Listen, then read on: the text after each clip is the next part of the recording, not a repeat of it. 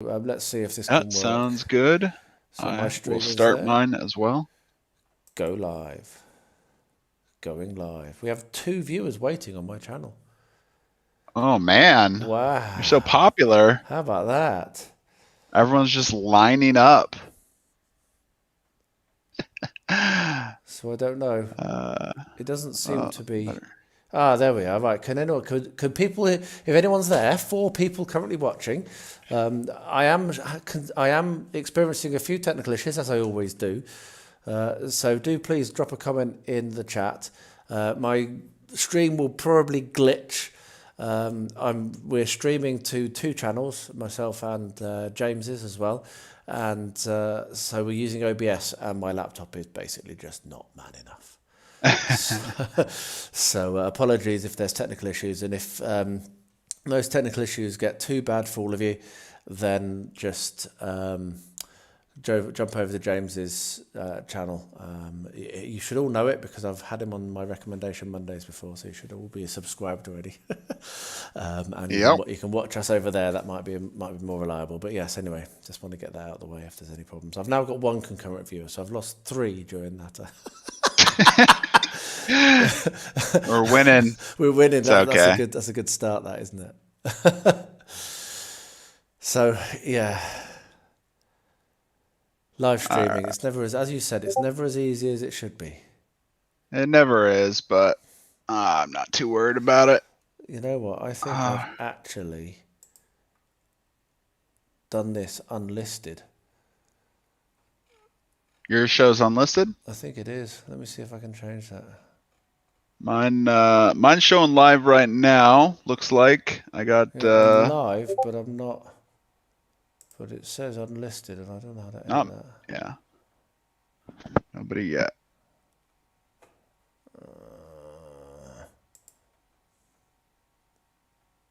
I bloody hate YouTube. Oh, come on. This monitor behind me is like dying. Yeah. So we'll just spend a little bit of time kind of getting ourselves set up. Unlisted. Yeah. There we are. It is unlisted. Public. Publish. There we are. We're public. View and live control panel. I think I might have just like Quinn. Quinn. Nice one. Thanks for remembering. I forgot to remind you. Okay. I'm back. I think so. Sorry about that. I just had to go and do some stuff. Thanks, Quinn. So you can see us now. That's good. Hopefully you can hear us both. Yeah. So James, this is James. Wonderful. Hey everyone. I'm also known as Phlanx06. I also run the Discord channel for Arena the Contest and, of course, Daenerys Adventures and all the Jagori content right now. And anyway, so in fact, that's what today is focused on. So here's what I'll be working on today.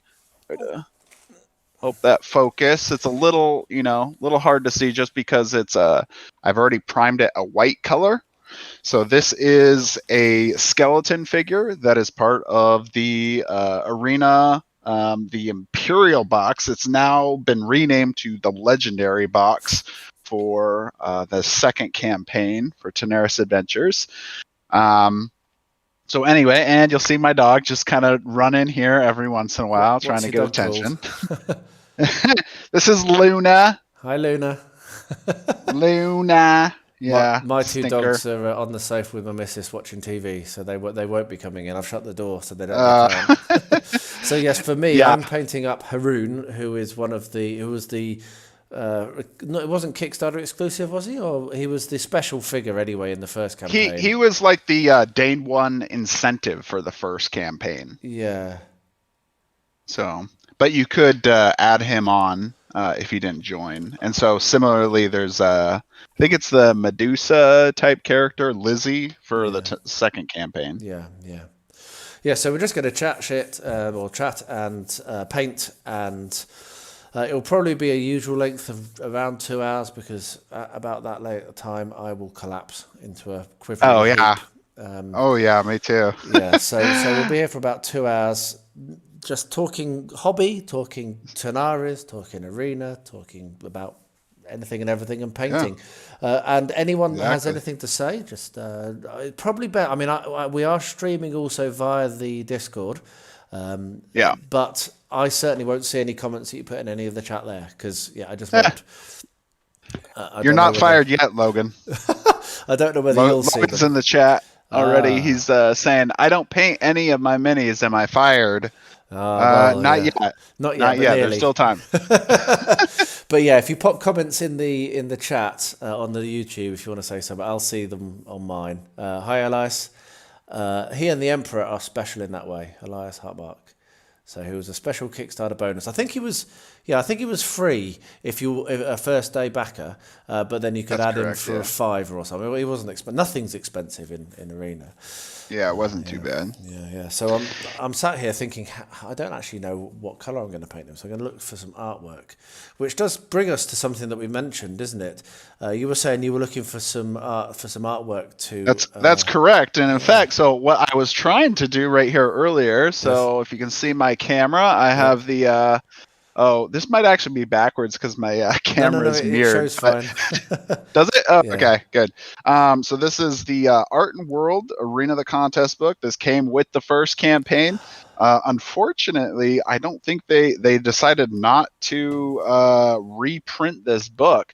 But it's pretty awesome. I mean, it's got, a lot of the design pictures, that they went into while they were making the game. There's a lot of lore. Like, this is kind of a funny one. This is Taram, the cleric. It's just funny like red hat thing that they just decided to just remove later. I've got that. Does that have Haroon in it? You know what? That's what actually was just what I was trying to check, just to see if he was in here. If he was, then I'm going to do a really professional dash and go and get my copy. I know, right? I didn't even think of that. Yeah, I wish it was. The problem is, like, the table of contents here is a little bit lacking.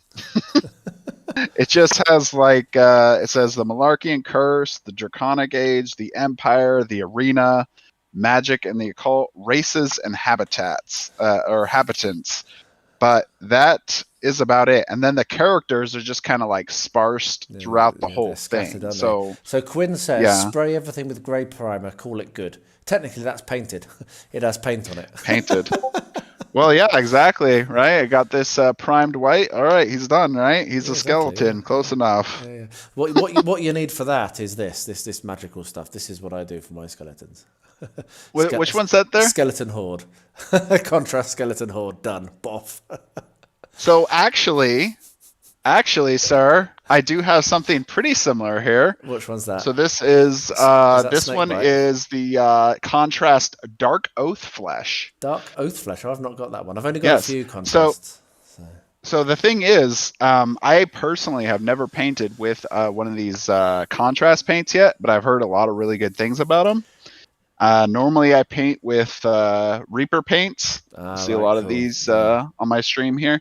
But I never usually use Citadel, and that's partially because it's much more expensive. It's got the pot system instead of the little droppers, which is a little more efficient. I'm a Vallejo boy behind the camera. Oh yeah. Which, if I do a very kind of professional, there we are. There's my, oh wow! Look at that. Yeah, so that's my paint setup, and there's you. There we are. Inception. Hey. Yeah. So I'm a Vallejo boy. For the same reasons, the price of is just ridiculous. The price of Citadel is ridiculous. So I just won't do it. So right, so I'm going to look for some artwork. If you're flicking through that, I think I did find a picture before, but it wasn't all that great. Yeah. Hey guys, what are you painting? Hey, we are painting just some arena miniatures. So. I'm doing the Haroon. Beard here is doing Haroon, and I'm just doing one of the standard skeleton guys. Right, I don't have any artwork at all on Google. Google has failed me. Hey, the triathlete. You subbed. Good one. Nice one, Justin. Thanks for that, mate. Yeah, so Justin has subbed to you. Phlanx. Awesome. So there we are. Thank you. Are you streaming on YouTube or something? Because I can't see who's Justin. We're streaming you can't to see YouTube. my screen? No, we're streaming to YouTube. We're streaming to our channels. So that was a comment on my YouTube. Yeah, so there's 2 different streams technically going on. So we got kind of 3 because we're on Discord as well. Yeah, that's true. It is kind of 3. Yeah, we got Discord here where the main content is happening, and then my channels are open. So Twitch, thanks Chaos Stars, how you doing? And then God, I always forget what's like your actual name.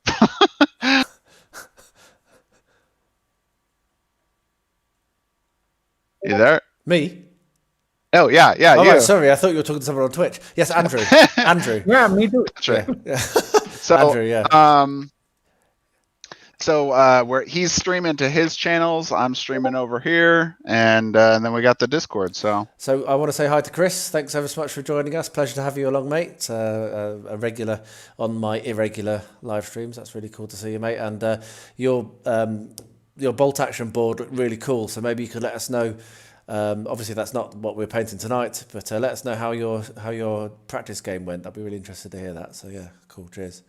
So I'm going to run and have a look. So I'm going to be really professional. I'm going to go and look for this art book and see if there's any art in there, because if there is, then that's great. So if you can fill for 2 minutes, it won't take me very long. I know where it is. Yeah. No, go ahead. So I am just trying. I'm just going to go on my feeling here. I couldn't find any official photos.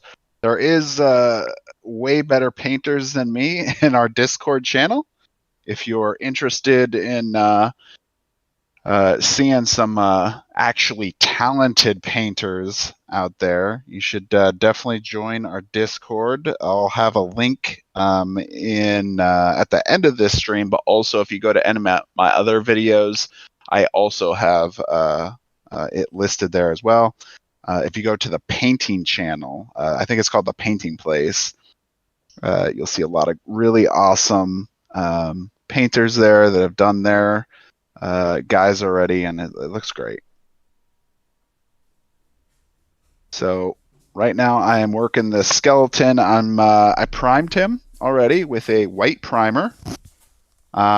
I guess what I should have started with is just letting people know that I'm gonna be honest, I'm not really that good of a painter. In fact, my wife should probably be doing this stream instead of me, because she's a significantly better painter than me. But you guys got what you got. So I think everyone that's watched any of my videos will know that I'm not a great painter either. The point is, you just give it a go. Who cares? Thanks. Do you have a camera which is focused on your mini while you paint, or are you? I wish I did, but unfortunately, I only have one camera right now. So you can see what I'm working right now. It's just working in some gray over the white right now.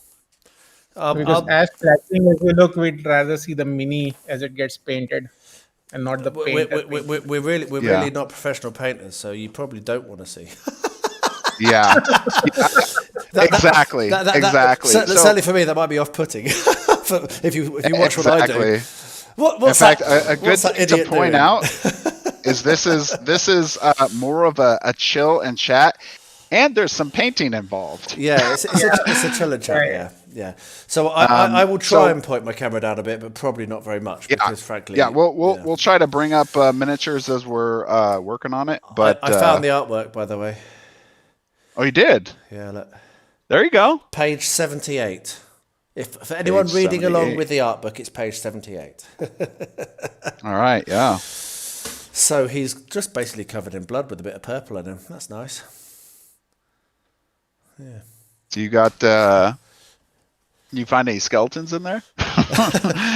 Let me see. Oh, there's Nacrel. He's awesome. I tried looking. I didn't see anything of that one, but that's okay. I think it's only got like the heroes, to be honest, looking at it. Yeah. Underworld abnormalities.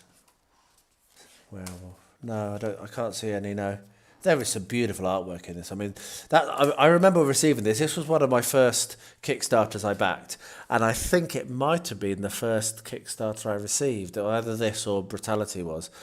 And I can remember receiving it and looking at this art book, and it was the art book which really blew my mind most about the game, because miniatures, anyone can do miniatures, and anyone can print a board, and anyone can put some dice in a box and what have you. But the depth and the scope of this book, in terms of storytelling and in terms of the realization of the art, was just.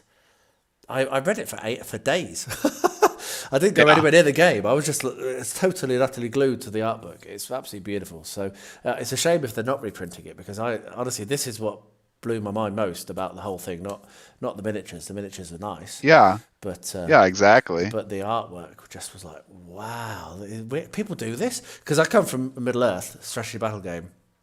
Games Workshop, obviously, and their books are great. I mean, they are. The source books are really, really nice, but this is something different. This is something else. Really good. Sorry, big shake. That's okay. So let's see. Got thanks for the comments about using a phone. I actually have some plans to do that, but it wasn't for live streaming, and it was going to be for recording some videos in the future. So obviously we got Wave 1 hopefully coming. That'll be a discussion probably for later in this stream. Yes. But when it arrives, I'll definitely be doing some unboxing videos and some playthroughs of the physical board game. And I know you guys mostly know me for digital content, of course. But we're gonna try doing some physical as well, getting all the fun miniatures out. And getting the feel of the cards in your hand, right? I need to get back to that. I mean, that's what I've done so far. This is the first live stream I've done about Arena, but I've recorded a couple of solo playthroughs, haven't I? That I got all the rules wrong many times and had lots of people correcting me, and but that's what I am. You mean me? Not just you, no. Oh man. But yeah, it's fine. I do things for the joy of it. I don't want to set myself up as something. So I'm definitely not a miniature painter. I just paint because I love painting. I love it. I paint very regularly now, where I didn't used to, which we'll go into in a minute, I'm sure. But also gaming, really good, man. You've just got to have fun. At the end of the day, if you make a mistake, then smile, learn from it, and try not to make that mistake again. And nothing else. You can't do anything else, can you? Yeah. Well, and I've talked about this on my channel as well, that you got to remember you're playing a board game. It's not a video game, right? Yeah. And video games, they're really like you're playing by the rules pretty much every time. There is no mistakes, right? It's all determined by the computer. When you play a board game, that's not the same case. So you play and interpret the best you can, but in the end, it's really about you having fun with the game. Amen to that. So. At the end, you're like, oh man, we should have did that, and this would have changed that, and blah blah blah. But as long as you had a good time, that's it. And I've enjoyed every single time I've played Arena. I've had a fun time, even when I've lost really, really badly, which pretty much happens all the time as well. Yeah, that can happen. Yeah, especially when you get the rules wrong and you make it so that you make it like 20 times harder than it need to be, which is generally what my mistakes seem to do. They seem to make it hard. So I've just used elfic flesh, if anyone is following along, elfic flesh for his dead looking flesh. He actually has like screaming faces on his shoulder pads and stuff. He's actually a pretty grim looking kind of guy. So did you read the lore on that character? No, I haven't yet. I just picked him because you said to pick something random, so I did. Because at the moment I'm actually painting up all the walls at the moment for Arena, so that's what I'm actually working through. Which is why you said let's do a live stream, because I'm actually painting Arena. I mean, it's been a while since I've read the lore on a bunch of the characters, but it is pretty interesting. I think he was a character that was known for obviously copying opponents. He was the first to ever escape the compound by himself. There we are. There you go. So Elias, have you played Arena? Yes, I have. Both of us backed for the first campaign, and so we've had it for. When did that happen? Was it 2 years? That's been it's just short of 2 years. So I received my copy, I think, in November of 2019. Yeah, I don't know. So yeah, it's getting there. It's getting close to 2 years now. Yeah, and I must admit, I don't play games as much as I should do, or I want to, mainly because I have a now 2-and-a-bit-year-old daughter, and she just batters us. So trying to get the energy together to play a game, and it has to be in the evenings because now all our waking time is when she's awake, and we can't like put her in a box and play a game. When she was very young, she would sit in a little bouncer and watch us play games. That was doable, but not now. So we just don't get time anymore. So I have to play solo, or we get like one evening a week where we might have a couple of hours of energy, and that's about it. That's exactly our situation as well.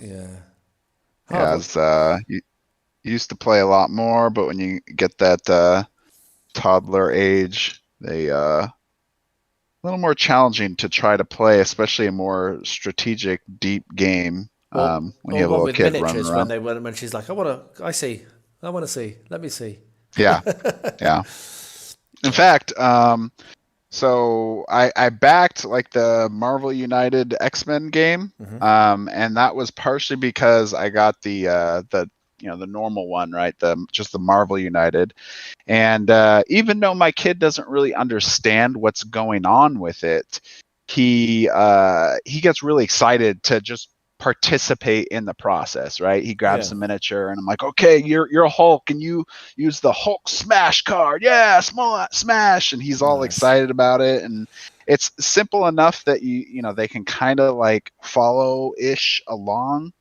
But you can still have fun doing it together. That's really awesome. Good for you. Well done. The game I play with Rosie is Snakes and Ladders, Peppa Pig Snakes and Ladders. There you go. And today I do admit that I beat her 4-0, 4 games to 0 today. I'm a bad daddy. What Vicious. Can I say? Wow. Well, the dice spoke. Yeah. The dice are an evil mistress, and unfortunately, right. They didn't like her today. This is a harsh lesson, kid. All right, this is a harsh lesson you're about to undertake here. Well, I'm not going to cheat, so she beats me most of the time. Today was the first time I've beaten her for a long time, I can tell you. But she couldn't win. Oh yeah. she just couldn't get the final dice to roll her way. She didn't care. She's playing with her daddy. She doesn't care. Give it another little while and she'll start to care. Oh yeah.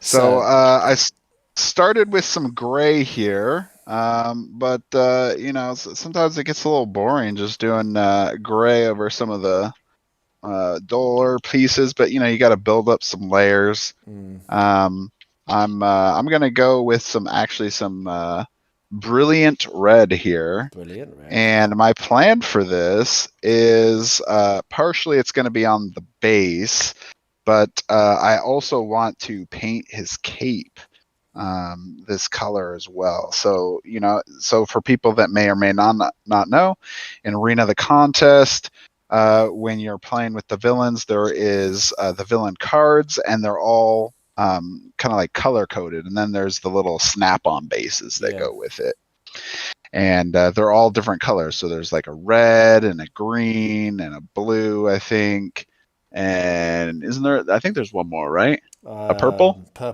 think. Yeah. So basically you have one that's kind of signed, and it's maybe a little fun to give them a little flavor, have a color instead of just kind of being just the snap-on base. That's a good idea. Yeah. So Elias has asked, do I like the campaign? So I'll answer. So maybe you can answer next. I'll answer first. For myself, I never actually got the campaign going. I've never had the time to do anything much more than play one-offs. Much as I might have wanted to, I've only ever played one-offs just because of time. I did think about it. But there was a period of time where their website wasn't working. I don't know if you remember that. It was basically I was trying to do it, and it kept coming up saying it was a virus. So that Really? yeah, had some real weird issues with their website for a little while now. That did get resolved, but by the time that was resolved, my time had become completely impossible to manage. So no, I haven't done it. Have you done the campaign? So I have done the campaign. I was actually going to make a comment about the I'm assuming he's referring to like the QR code thing.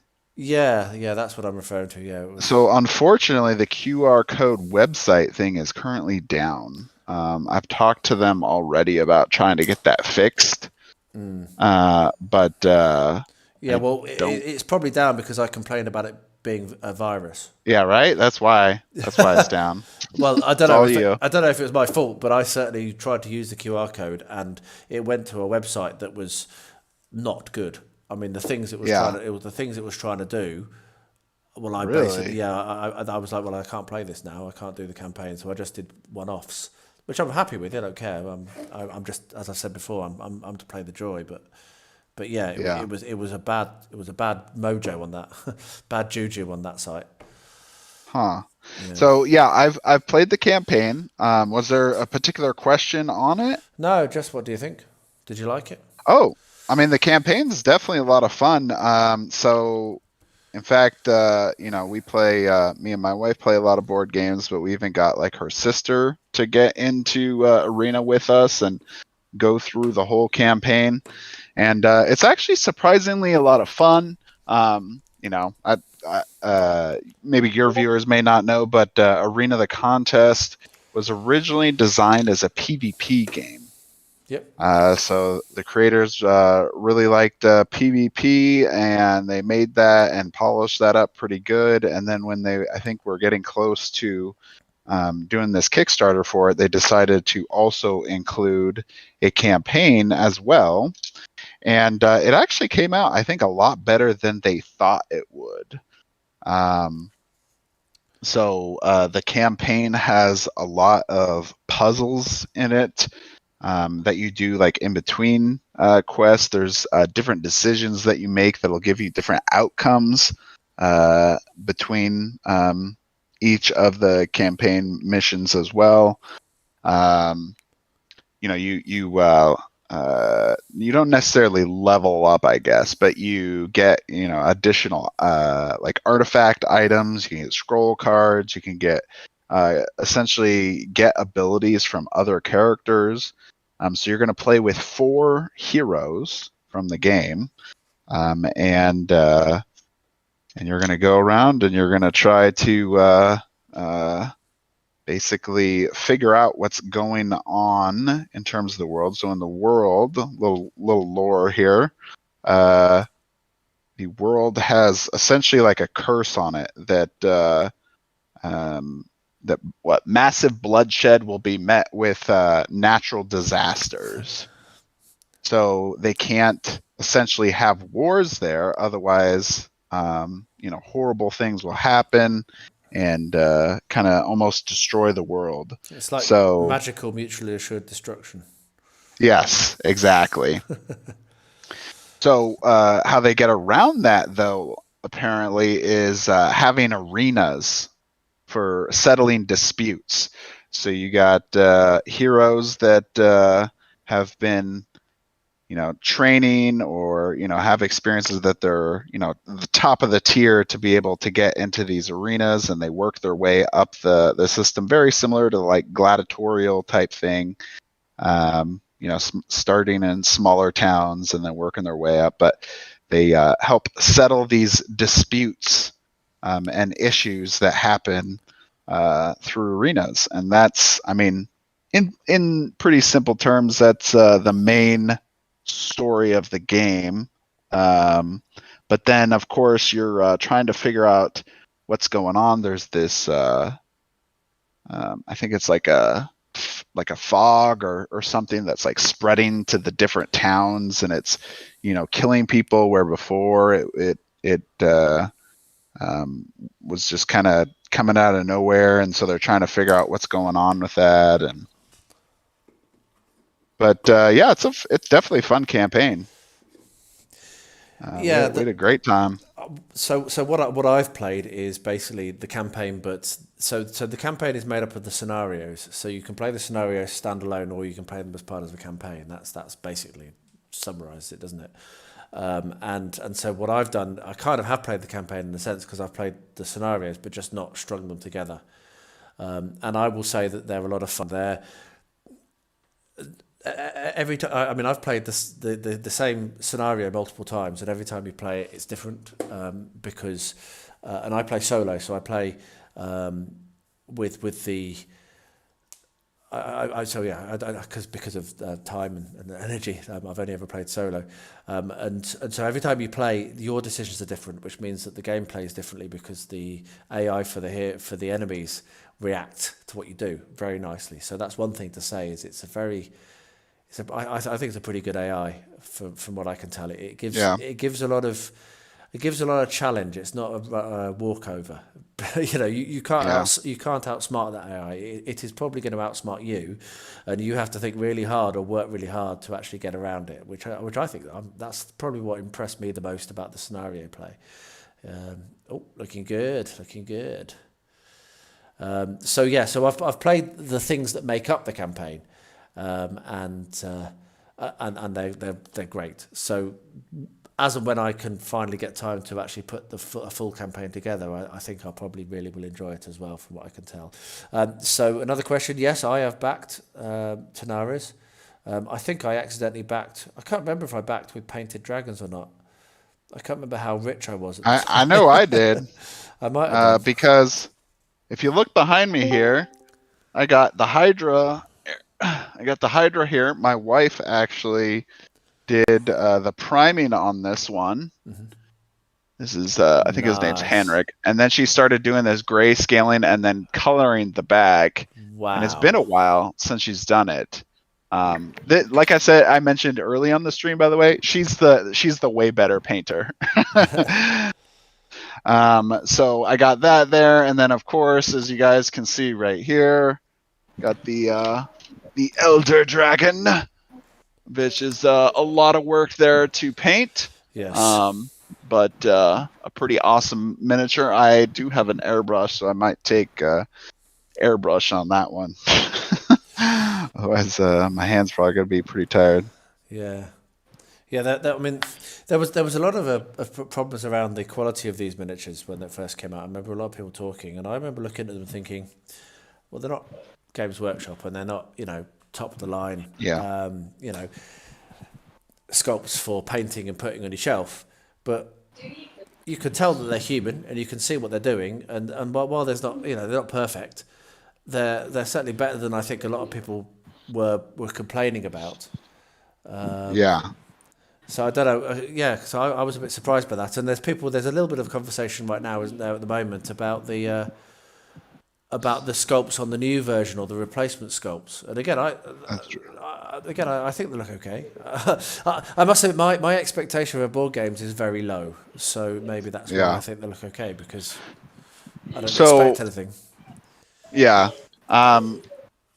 So in terms of the original sculpts, whoever it is that just joined on Discord, can you mute, please? Because we can hear quite a lot of noise in. Yeah, it's Poos. Can you mute?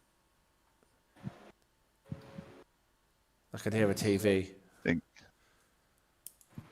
Here, I can mute him too. Oh, right, you can. Yeah, because you're the boss. Oh, he's gone. There you go. Oh, he's gone. He's gone anyway. Yeah, looks like he just left.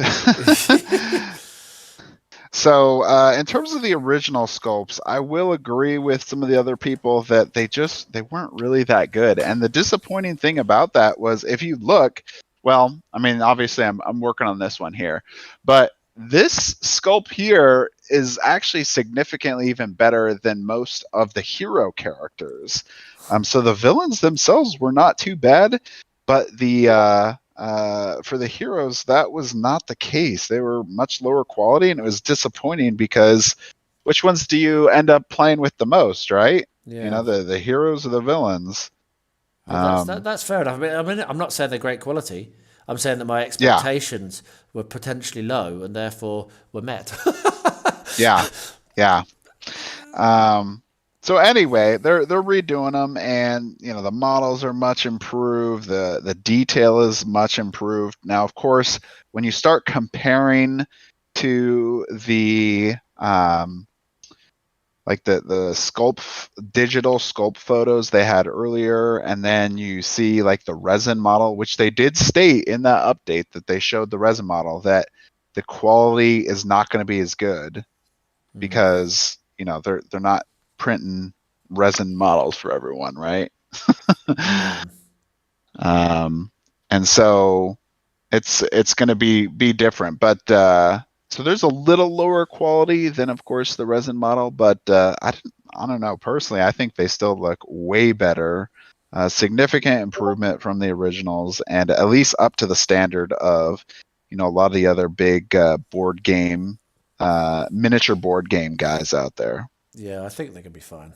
At the end of the day, for me, the thing that I really like about this, and this isn't a cop-out, because I absolutely love painting miniatures and I love the immersion that miniatures give, and people go, oh, you can play it with a pen, with a coin or whatever. A penny or something. Yeah, but that's a load. You can, but then it's rubbish. But the bottom line is, and this is the truth, that a rubbish game with good miniatures is a rubbish game. Yep. A good game with rubbish miniatures is a good game. So and this is a good game. It's a fun game to play. It's easy to pick up and very, very, very hard to master. That's how I would describe it.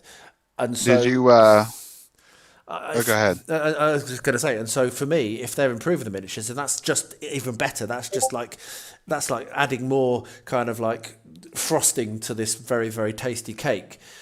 It's a good game. It's got good enough miniatures in the version 1, and then if they're improving the version 2 miniatures, then brilliant. And that's my attitude.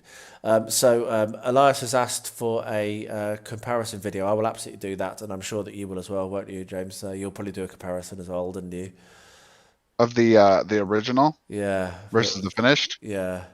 No, original versus version 1 versus Tanara's, the redone heroes. Oh, you're talking about the games. I thought I was referring to what we're working on. No. The redone heroes versus the original heroes, like a good comparison. Oh, definitely. Yeah. Yes, definitely. I will be doing that.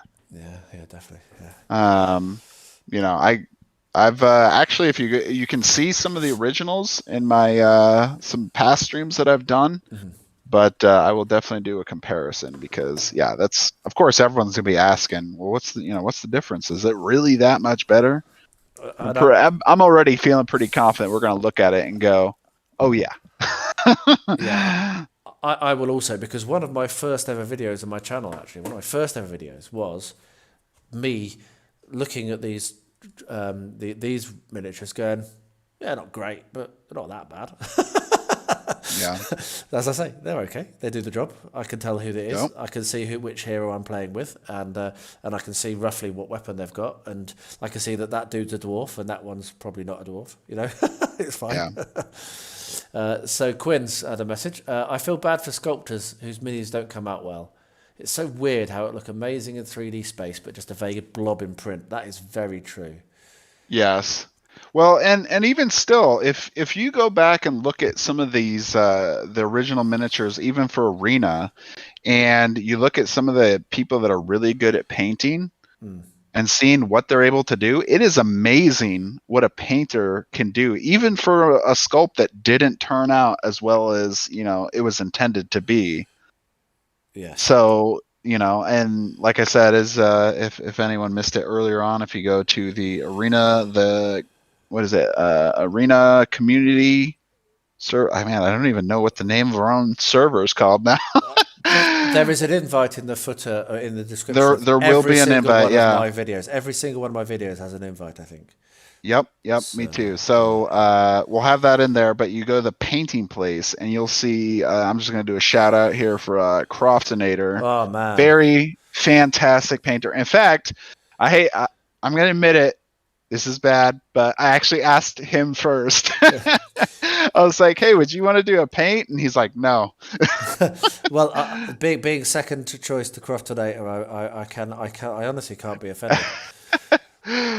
I honestly can't. You're such a busy guy, man. It's you're always doing all kinds of other projects. I was like, man, he probably doesn't even have time for doing any painting arena miniatures. I just love painting. Let's get on to that. Let's go away from arena briefly and talk generically. So this year, and this is what triggered you to ask me, I've been doing a challenge. I started it only in the month of January, and I had so much fun, and it was so productive that I'm keeping it going right now through the year. And I've managed it. There's been a few days I've missed, but I do a minimum of 20 minutes painting every day. A minimum. Perfect. And what I normally do and what I have been doing is having a project that is my 20-minute project. And I will only spend 20 minutes on that project tonight. So I can see how much I get done. So I can really see, look, if I only did 20 minutes, what would I achieve? And it's, I mean, it'll blow your mind. It'll blow your mind. Now, I mainly do that on Instagram. So I share it under a hashtag on Instagram and what have you. But what I've found is that by doing that, I want to paint more. So I do my 20 minutes and then I'll sit here. I'll be like, right, I've got this project here, and I'll pick something else up that I won't be timing. And I probably end up doing about an hour a night just because I've made time for 20 minutes. I then default into having time for an hour. So and then it's been an absolute eye opener. So I would encourage anyone who is watching this at any point, if you think, oh, I don't have time to paint, you do. I mean, I'm very lucky to have the space I've got. I've got a dedicated painting desk, which is actually different to my hobbying desk because I live in a huge place.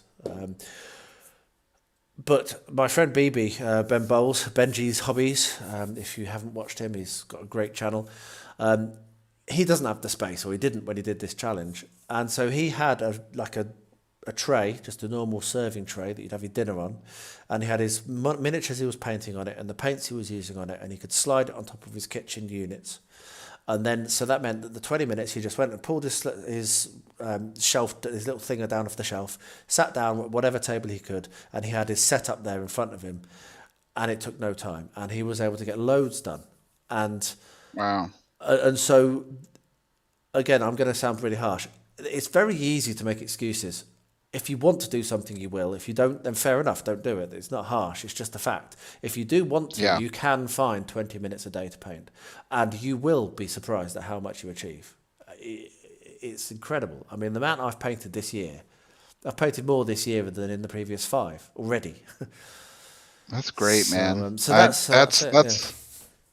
what I need to strive for, too. I've, for people don't know, I usually do streams on Fridays, and then I do a stream often on Wednesdays when we're doing our D&D group, which I'll jump into that subject later in the stream here. Yeah. But doing that, and then then I'll be doing other projects here. But it's the same kind of thing where it's like I could be doing some painting if I try to focus at least, once or twice, even a day, or not a day, I'm sorry, a week. Just a little bit can get you there, right? Exactly. Tiny amounts. You don't have to spend more than 20 minutes to get some progress. Exactly. So last night in 20 minutes, talk about Croftonator, I absolutely bottom line stole this off him. So, but I'm painting up the walls from Arena, and I'm doing the different coloured idea that he came up with, which I thought was so good. Oh, I love that. I love that. And I can do one wall takes me 10 minutes, flat 10 minutes. So I did 2 walls in the night. Now that's serious productivity to 2 walls. Yeah. And it didn't take long. And I have a timer. I set a timer on my phone, and when it comes to 20 minutes, I put the paintbrush down on that project, so I know what I'm doing. Wow. So you really can achieve a lot in 20 minutes. 15 minits even you can achieve a lot. Yeah. You just gotta just do it. Oh, we've got Hate in. Hi, Hate. How's it going? I noticed that Cujo isn't here for a painting video. I'm on another Discord called the Tabletop Dungeoneers. That's where Quinn's from, and Save or Die. Hate. Okay. So cool. Welcome to the stream. Yeah. They're very loyal watchers of my live streams. They come and give me abuse. So you can't beat that. Everyone's got to have some, right? So let's see. I had somebody game on that was saying, tell the beard say hi. Oh, that's Justin. Yeah, he's also from the. He's just Awesome. sub to you. He's also from the same server. They're a really good bunch of guys over at the Tabletop Dungeoneers. And then there's some comments about having better quality minis plays a role in wanting to paint it. I guess you can see that. Sometimes, I get a little more excited painting like, one of the, like the hero miniatures, just because, it's just more exciting of a character than necessarily like, one of the. This is where I'm at, by the way, on this guy. I'm trying to work on some of his clothing now, but it's a little more exciting than always doing like the villain guys. But I could see an argument for that. So Elias has managed to paint almost all of the Tainted Grail minis. That is incredible. My copy of Tainted Grail is boxed, barely opened on the top shelf of my mountain of opportunity, and is sadly backed up behind this project. That's a beautiful looking game too, mate. It's absolutely stunning. But I've got Solomon Kane I've got to have to do first, so that's got to take priority. Oh yeah, there's always more, right? Mate, my mountain of opportunity is just to be seen, to be believed. It's sick, ridiculous. So my current state is waiting for a little bit of drying time. So I've done the cloak, and I've done some of his cloth and some of his armor and his hair. Beautiful gold hair. So I am now painting a little bit on another project, talking about beautiful sculpts. This is a beautiful sculpt. Just doing something different while I wait for it to paint. Wait for the paint to dry. Purple hair. There you go. Keep it busy. Yeah, keep going. Yeah, but Tainted Grail is absolutely beautiful. When I unboxed that, when I looked through it, I was having conniptions at some of the sculpts. I think there was one slightly bent spear, I think, and other than that, everything was crisp and perfect. I've not seen quality like that actually, in terms of not just in terms of design, but in terms of how well it's actually been, produced. Was just beautiful. Well, that's great. Of course, even still, you get that bent spear, and that's no biggie to usually fix either, right? Exactly. Who cares? Hot water over it. Who cares? It's nothing. Bend it back into place, and you're done. Yeah, you're good to go. It's absolutely nothing. Absolutely, yeah. So I'm very, very, very impressed with that. And by all accounts, the game's good. I'm sure I'll get to play it when I'm like 60 or something. Maybe when Rosie moves out. Yeah. One of these days, when I'm retired, right? Yeah, exactly. Yeah, retired, wouldn't that be nice? And it's actually funny. You bring up a kind of interesting point, especially since you mentioned the thing about painting. Now, it's not necessarily exactly the same thing because, like, in your example, you're talking about like 20 minutes, a day to do painting. Trying to do like the same thing with board games, not quite as much time, so, same time to do it, but you could still try to build it into your schedule. Obviously, if you have, either if you're going to play solo or if, you do have like a significant other or family members or whatever that be willing to play on a normal basis, you can try to get those games in as well. Yeah, we started playing a scenario from Middle-earth on, we tried to do it Tuesday and that didn't happen. Then we tried to do it Wednesday and that didn't happen. This is the problem. Things occur. So we actually managed to get, we played on Thursday last week, and we were supposed to play again Friday, but that didn't happen. So now we'll try to next week. But yeah, so we're lucky with the space we've got. So I've been able to set that up. And leave that set up on a table, and that's the biggest issue. So that's huge. Yeah, with painting, you can do it on a tray. You can put your minis on a tray. You can have the paints that you're using on the tray, and then you can slide that tray into a very small space and keep it out of the way, and then grab it up. But a game like even like Arena takes up a 4x4, easy, and so it's not just time. You have to have the space to be able to dip in and out of it. Otherwise, you're just not going to manage. Yeah, that's true. That is actually one of the reasons that kind of convinced me to back the Wormwood gaming table. Oh yes, yes. That way I can try to have that stuff out so I could get into games quicker, having the stuff out, and then when you're done and need to go back, you just put the leaves back on, and then you're ready to go again. Just take the leaves back off and you're ready to play. Yeah, that's a good idea. I've got a dedicated gaming room with a 6x4 that I made and a 4x4. But for my issue is time. Yeah. Is time. Yeah. It's the eternal battle, right? Infinite money, not really, but enough money to not really care, enough space to not really care, not enough time. Yeah. It will happen. So I reckon I'm going to get back to my arena painting in a minute because I reckon he will be dry enough. Let's see if anyone else has commented. Yeah, airbrush. I don't talk about airbrushes, Elias. I have one down on the floor behind me, and I fell out with it big time. I could not get it to work. I would. Really? Nah, man. I am salty about my airbrush. Is it because of getting clogged a lot, or what particularly could you not get it to work?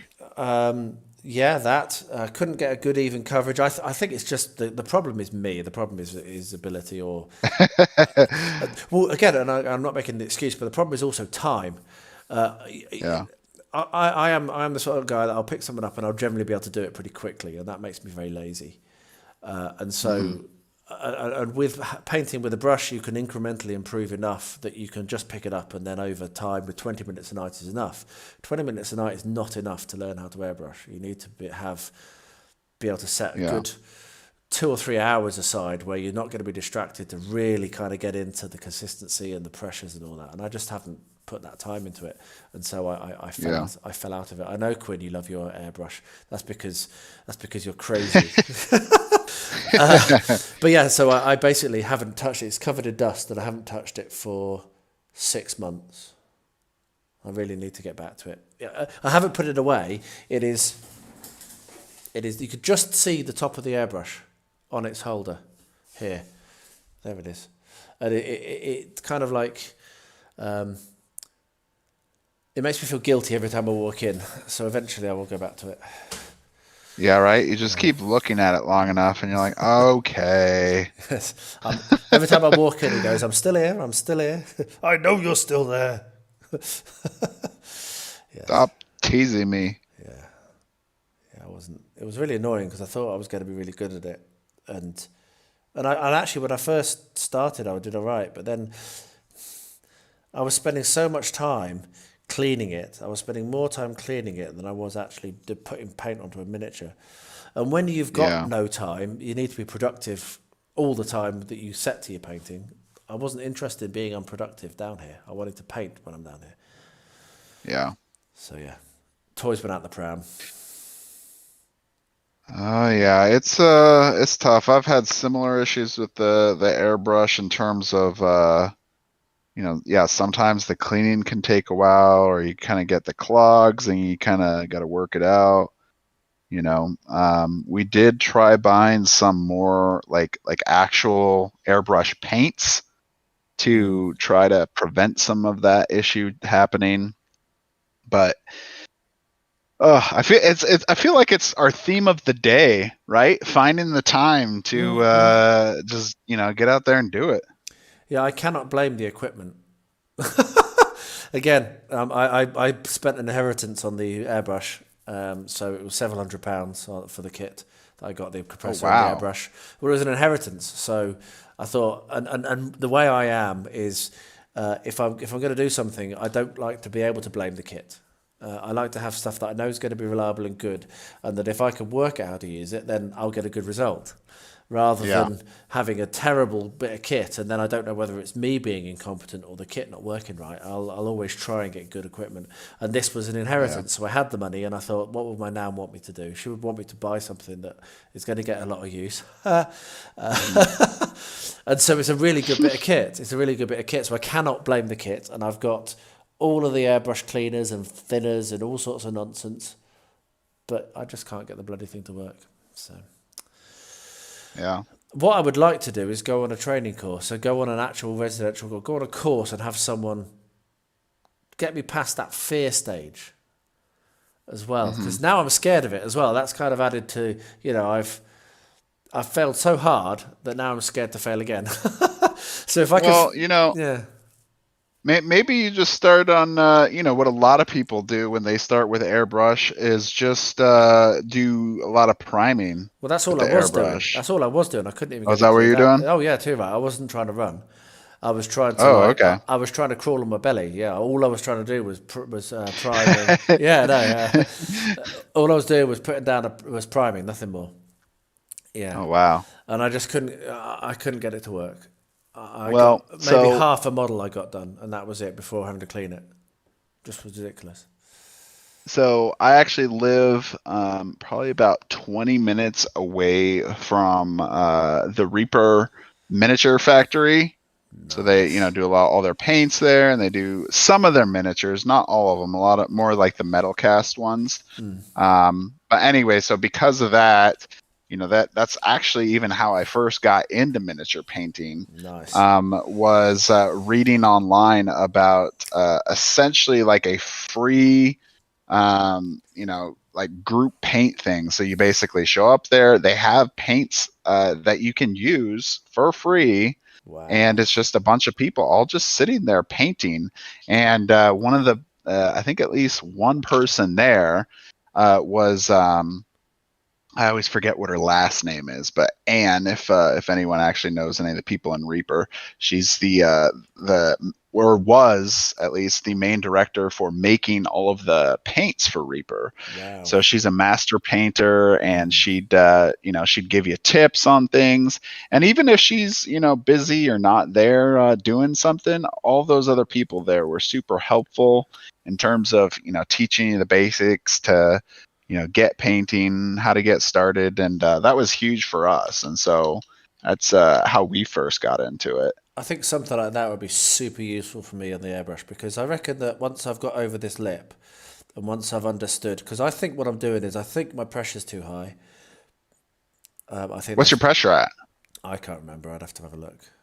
But I think so. That You actually, the funny thing is, I've usually heard a higher pressure often is better than a lower pressure. But a higher pressure, because then you get less clogs. I thought a higher pressure can dry the tip. I think there is, some of that too. But this is the point. Higher pressure dries the tip. Lower pressure means the paint comes out slower, so it can maybe clog. What? Yeah. So what happens is I just go back to using this, which just works. I mean, I feel like if you can try to thin it out enough, and you can either buy special paints, or you can get just some what is it? Like isopropyl alcohol mixed with it, then it helps keep the airbrush clean while you're painting.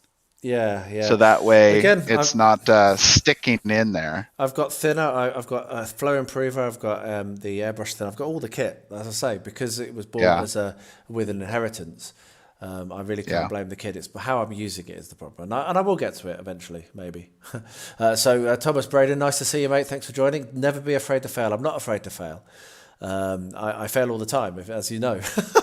I make mistakes continually. Yeah, exactly. But what I don't want, the reason why, and maybe I am a bit afraid of it now, but I'm afraid of it because I don't want to be unproductive. When I come down here, I want to achieve things, so I'm afraid of not achieving rather than. Yeah. But I think what he's saying though is for you to be able to achieve, you need to get, build up the practice of it, getting over those fears, getting more comfortable with it, and then you will, achieve and be productive when you have that short amount of time. I'm sure I will at one point, but it's not going to be anytime soon. Unfortunately not. I just don't have time. I'm actually starting a new job on Monday, and I'm going to be crazily busy for the next 3 months. So definitely for the next 3 months, my painting is probably going to be limited to 20 minutes. I'm not going to be able to do the extra hour. So it'll be a while. But I didn't mean to go into a rant about airbrushes, but I always do because I'm so upset at myself as well. I didn't expect that to happen, and it wasn't my, I'm not proud of it. I'm quite ashamed of it. but I want to learn. So I hope that people give me good advice. But because it's a case of how I use it, not what I use, I do think I need someone to show me the consistency and show me the pressure and say, oh, that's what you're doing. I reckon someone who knew what they were doing could look at what I was doing and go, you're an idiot. Do this. And I'm like, oh, well, I okay. will say, yeah. So besides like, painting groups, like I was mentioning earlier, there's a lot of online YouTubers and resources that do painting videos or, even airbrush videos, of course, teaching you how to use that. So that could be another possible way to try to build up some of that confidence. So Quinn's just suggested Miniacs. Guess what videos I've watched about 5 times?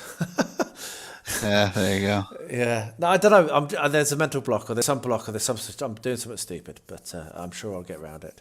Right. So let's go back. Let's go back on point onto the subject. So this is what Haroon is looking like right now on my potato cam. On your potato cam. Yeah. So yeah, I'm quite pleased with him actually at the moment. He's going to look good on the tabletop. And I am right here, working on the shield a little bit here. Nice. And I got some of the cape done and the base. Well, none of it's done, but getting some of that base down, right? This is what you got to do. I'm now going to pick up a different miniature. This is one I 3D printed. Which I 3D printed because it reminded me of my daughter being cheeky. It's called Cheeky Monkey. There's a little girl sticking her tongue out. It's just a bust. So that.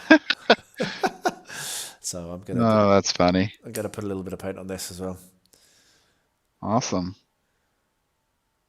So anyway, what else? So I assume, have you been following many of the updates, the development of the game? Not hugely closely. For Chinaris? No, not hugely. I read them, but I don't. Quite often, again, I kind of get halfway through and then get distracted. Something happens, and then I forget to go back. But I do try to at least flick through the miniatures. Mainly, actually, I get most of my knowledge from reading what you and the guys say on the Discord. Oh, really? Yeah. Oh, man. Man, you're in trouble then, huh? Yeah. Trying to use us as a reference. I haven't actually even yet read the one that caused all the outrage about the delays. I haven't got all the way through that. The last one, update 62, was it? Yeah. Well, if you haven't seen it, for anyone watching or yourself there, I do have a video on update 62 and the outrage. And I tried to cover multiple perspectives. So I tried not to just be one-sided on this. Try to see it from everyone's viewpoint, what they're thinking about it. And hopefully won't get too much hate. Although I did notice I already have probably the most dislikes I've ever gotten on a video so far. That's when you know you've arrived. Yeah, but I also have probably the most views I've gotten in like any video in at least a short period of time. So that's cool. Well done. That's what happens, right? People hate it and ends up getting more attention, really. Yeah, if you talk about something with a little bit of controversy, then people want to see what you're saying. Yeah, my attitude is the same as with every single Kickstarter. It'll get here when it gets here. Yeah. Don't worry about it. Life is too short.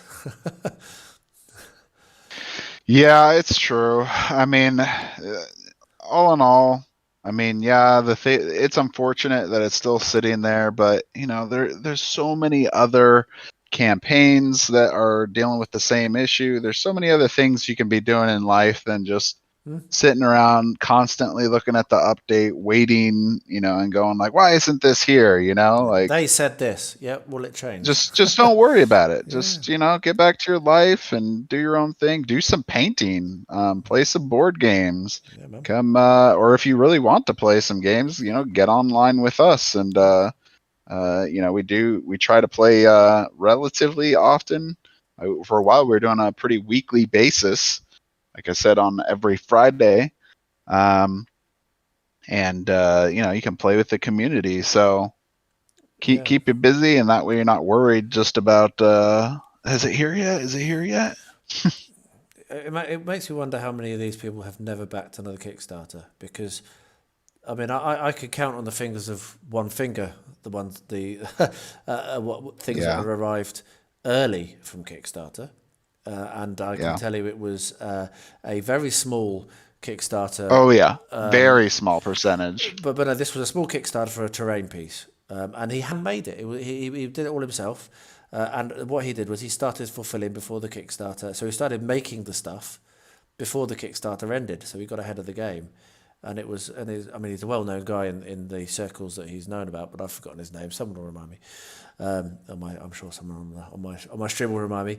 And on time, I think Arena 1 was slightly delayed, was it? I can't remember. I don't really care. Yes, it was actually delayed, I think, about 5 months from the original time, so not too bad. No, that's okay. But I had Brutality, which was another small first-time creator. He was on time. But it's so rare. It just doesn't happen. Yeah, it's so rare. I mean, even big companies, Mythic Games. Let's talk Mythic about delays. Let's talk about that for a second. You want delays? You want to be a Mythic Games backer? The Arena is like a dream, and I'm actually a ambassador. I'm relatively well embedded with Mythic Games. Solomon Kane, they sent to me for free, which blew my mind. I couldn't believe it.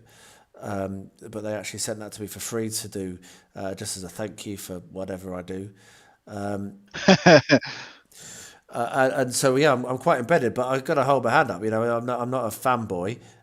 There is no way that their campaigns they will always be delayed. Every single one is delayed. So and I think that kind of informs my reaction to the people on the Arena or whatever you want to call it, Tanaras. I don't know. I just expect it now. Yeah. You kind of do get. You could almost say it's just being jaded, right? You get used to. Get used to the delays, and it's not that big of a deal.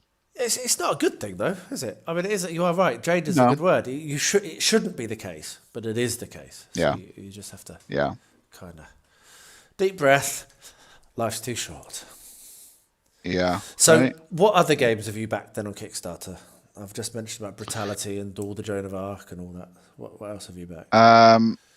So actually, I wanted to bring up a point, and this will bring up one of the games that I did back too. We can be mad about delays. Like you said, delays are so normal, especially in this industry, that probably what things people should be more upset about for are usually not, especially in terms of Kickstarter. So one of the things that really pissed me off was I backed Arcadia Quest Riders. It was an expansion for the Arcadia Quest games, which is made by Sigmar. Or come on, or however you want to say. It's not Sigmar. I've always called Sigmar is something else entirely. But anyway, it's backed by it's made by them. And when they were doing it, they had like 2 separate waves. So there was like the early wave where people would get everything in a couple months. And then there was the group of people that would get things later on because there was just too many people trying to back it. And they're like, oh, well, production wise, we don't have enough for everybody. And so, of course, everyone's trying to get in the early wave so they can get it like a couple months later. Well, so what happened was the people in the early wave did get the item within like a couple months. It was slightly delayed from what they originally said. But then the second group was supposed to get it, I think, like 5 or 6 months after the first group. And what happened was they were delayed, and they said, oh, because we just don't even have enough, so we got to take even longer to produce the game.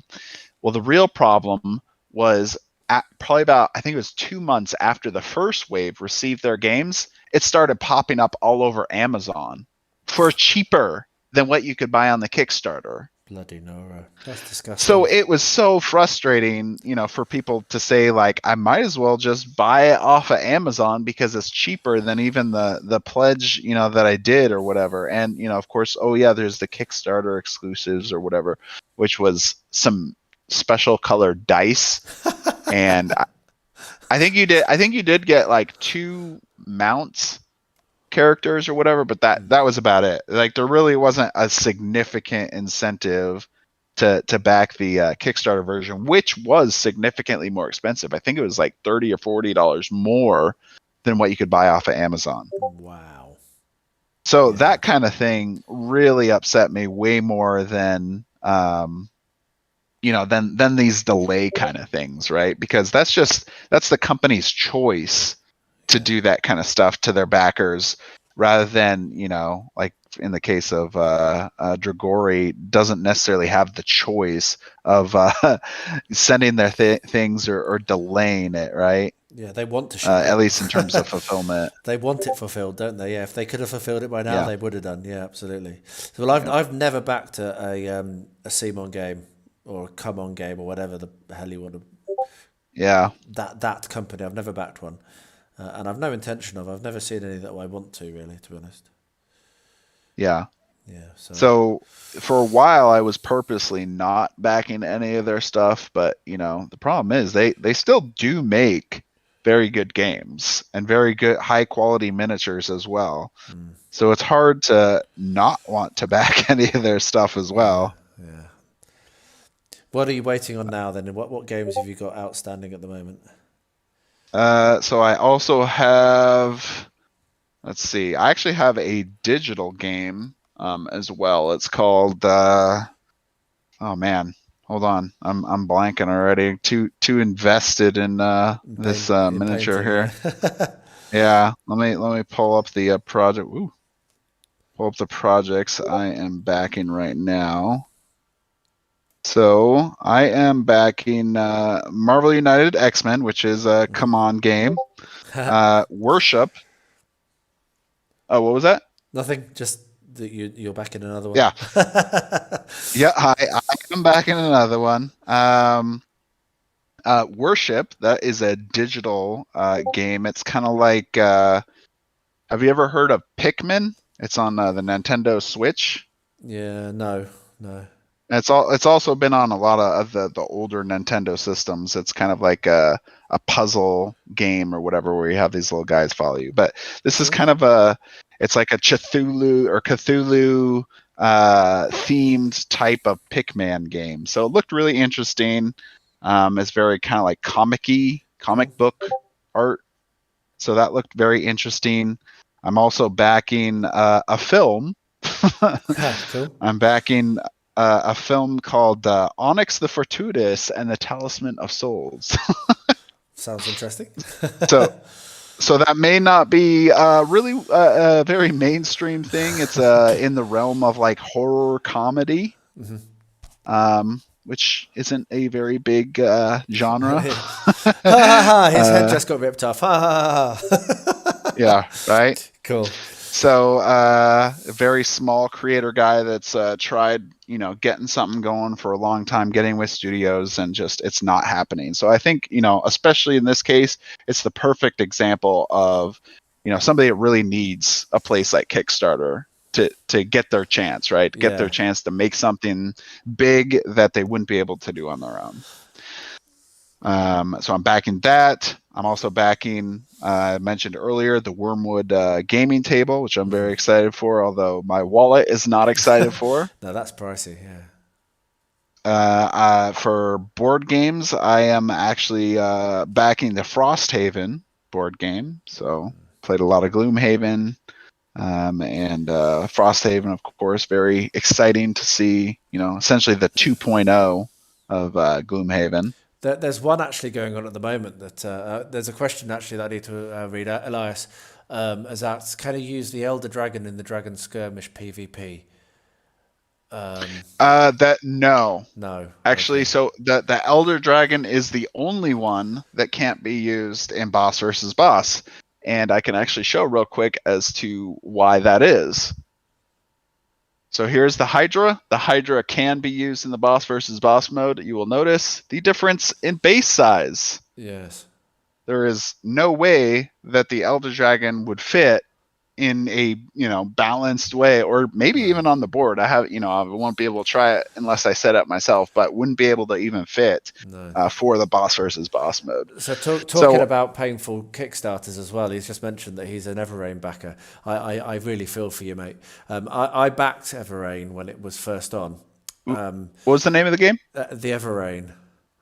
The Everrain. Oh, yeah, okay. Yeah, it's now called Neverrain by quite a few people.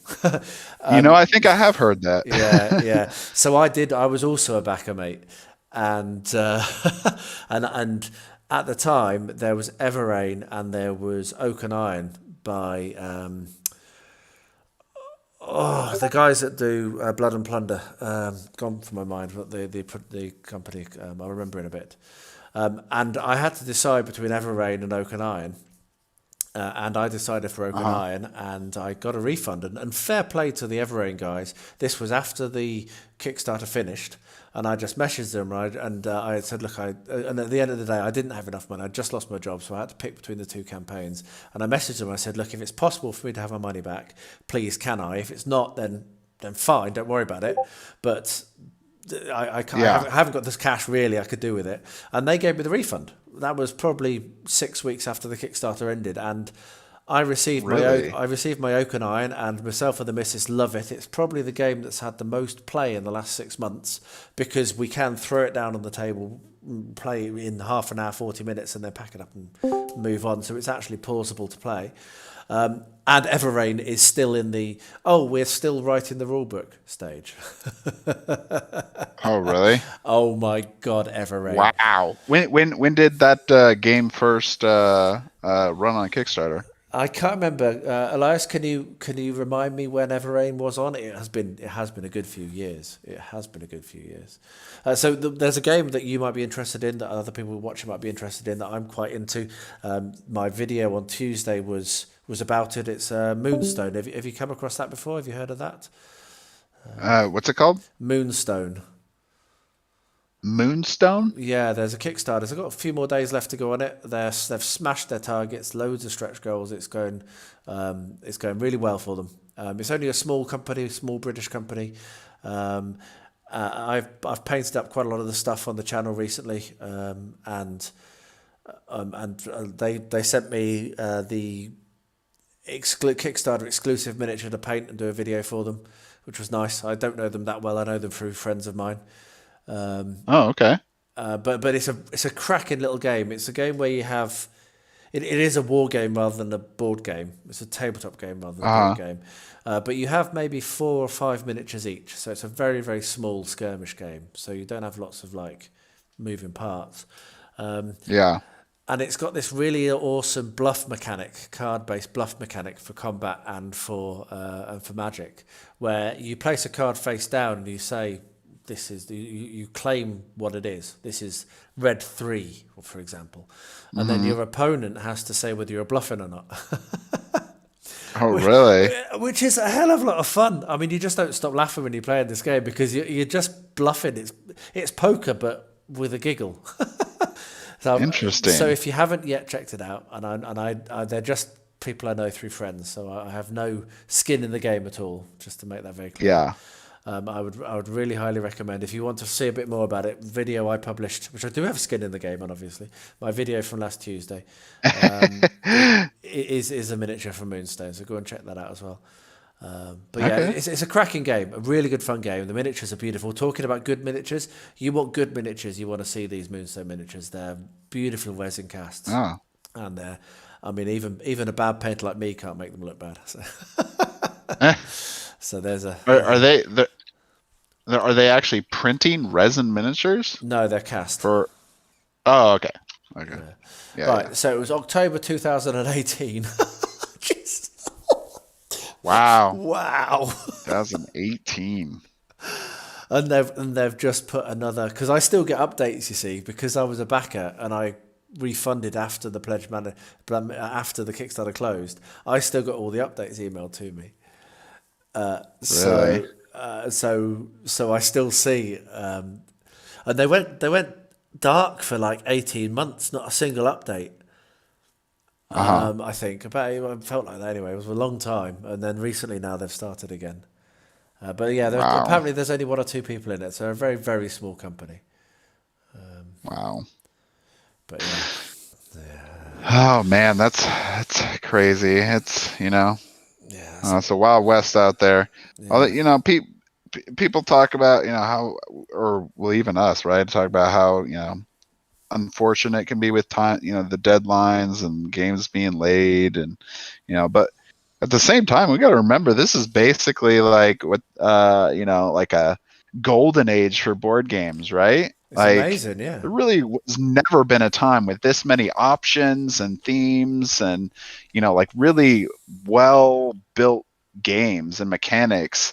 So And technology hopefully people technology's enabling can try to as well. appreciate that. I mean, what I've been backing more of recently is 3D sculpts. And I think what we'll see is, we were talking about this, I don't know whether Tonaris will ever, or Dragoi will ever do it, but I think we will start to see the option to back a game, and the print and play will literally be, here's the miniatures. Yeah. Print them. You won't be like just printing standees anymore. And that's exciting. I mean, that's pretty exciting.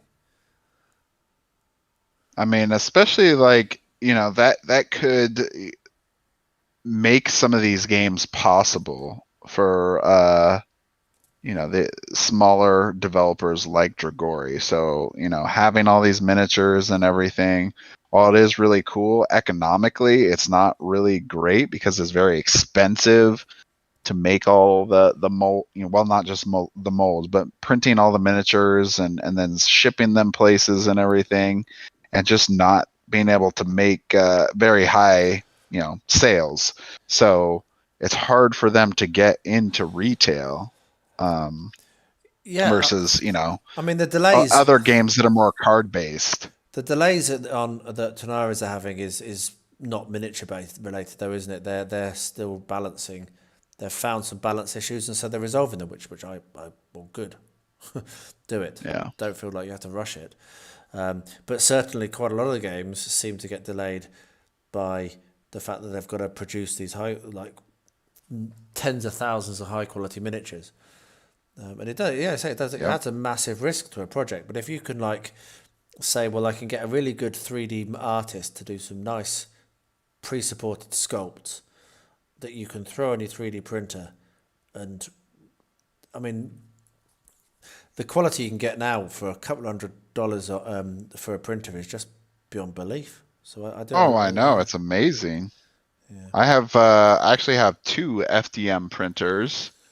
I got a Ender 3 Pro and an Ender 3 V2, and both of them print great. Now, mostly what people use for, especially miniatures, is the SLA printers, right? I've got the Elegoo Mars Pro, and I love it. Yeah, Pro 2. I mean, even still, the price range of those is dirt cheap, and even if you compare to a couple of years ago, for the exact same thing, you had to pay, I think, about like $500 or $600. Yeah, and now we're down in like the 200s, level. Which is nothing when you think about it, because what have we spent on Arena? Oh, I know, right? Okay, it's the same thing, isn't it? It's about the same. But a 3D printer will allow you to do any number of things, not just print. And you can do all kinds of things with it. It doesn't even have to be board games, right? Exactly. I mean, you can print little things even for yourself. I mean, I've printed a lot of like cell phone holders and stuff like that for at work. Or I printed a fairy house for Rosie, and she loves it. She moves it around the garden, puts it by different trees. Exactly. This is it. It's a great investment. So Quinn's just mentioned a game which actually is finished now, but I'm also very excited for it, which is High Noon. Talking of Western games, that's a first time creator. And talking of frustrating delays, actually there is a bit of a frustrating delay on it. So he came to Kickstarter with a certain number of games already produced and boxed and ready to ship. But what he meant by ready to ship was in China ready to ship.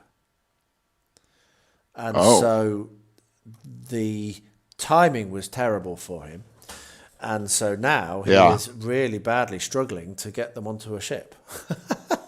Oh, wow. So he screwed up a little bit there, bless him, did Dwight. Nice guy, and I don't think that there's any risk of them not being delivered. But he probably should have had them in distribution. But the thing is, I suppose, he didn't know what distribution around the world he was going to get. But yeah, you can't really foresee the chaos of that's happened in the world, can you? No one saw that coming. Oh, I know, right? And it's happened to every industry too. Yeah. It's not like just board games have been affected. No, it's a very first world problem, isn't it? My board game can't get here. Oh, I know, right? That's actually what Sakar and I were talking about at the end of the stream that we did on, I think it was Tuesday. He joined us in Discord, and we were talking about that and saying the same thing, being like, well, I mean, it is a luxury item, really, right? I mean, you don't need a board game. No, certainly. Especially when we have so many of them, I was going to say, most of the people that back Tanaris really don't need another board game. I mean, I'm very new to this, and I've got far more than I can ever play already. Quinn, yeah, he says he's used his printers to make so many functional parts. Yeah, they're great. I mean, I've actually my Amazon cart right now is a second Pro, Elugu 2 Pro. Oh man, you're going with 2, huh? I see, because I love making terrain, so FDM isn't of interest to me at this stage. That's my jam is making terrain, is making big things, and that's what FDM you're married, is for. Right? Eh? You're married, right? Yeah. Not for long. Now you got a third wife coming in, huh? I'm not married, but I have a very long-term relationship. Okay. Yeah. So getting an FDM is kind of us thinking about it, but I love making terrain. I like doing those things with my hands and from scratch. And it would be so tempting with an FDM to I want something for this game. I'll just print it. Whereas normally I would make it and have that joy and that excitement from the making of it. So yeah, but I'm terrible at sculpting, so making miniatures is not something I'm going to be able to do ever. So having another machine where I can print miniatures out makes sense to me. I'll see. It's in the box. It's in the cart. I haven't pressed buy yet. Yeah, haven't pulled the trigger on it yet. Not yet. No, not yet. So how's your miniature coming on? Oh, well, I'm trying to do a little bit of a wash here to try to show off, more of the skeleton figure. That's looking nice. I'm liking the. There we go. I'm liking the shield. That's popping. Yep.